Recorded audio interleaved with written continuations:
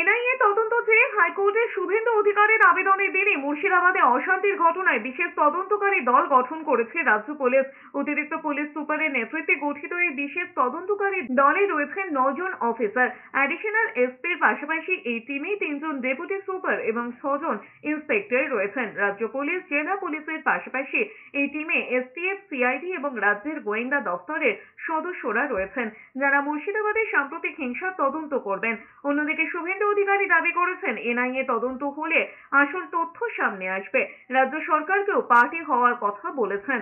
অন্যদিকে জাতীয় মানবাধিকার কমিশনের পর এবার মুর্শিদাবাদ কাণ্ডের তদন্তে জাতীয় মহিলা কমিশনও শুক্রবার এবং শনিবার মালদা এবং মুর্শিদাবাদে গিয়ে পরিস্থিতি খতিয়ে দেখবে। বুধবার জাতীয় মহিলা কমিশনের তরফে প্রেস বিজ্ঞপ্তি জারি করে জানানো হয়েছে, কমিশনের চেয়ারপারসন বিজয়া রাইটকর স্বতঃপ্রণোদিতভাবে বিষয়টি হস্তক্ষেপ করার সিদ্ধান্ত নিয়েছেন। কমিশনের তরফে জানানো হয়েছে, 18 তারিখ মালদা এবং 19 তারিখ মুর্শিদাবাদ পরিদর্শনে যাবেন তাঁরা।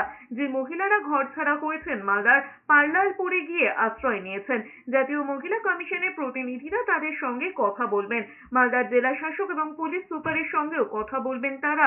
19 এপ্রিল মুর্শিদাবাদের শামসেরগঞ্জ এবং ধুলিয়ানে পরিস্থিতি খতিয়ে দেখবেন মহিলা কমিশনের সদস্যরা।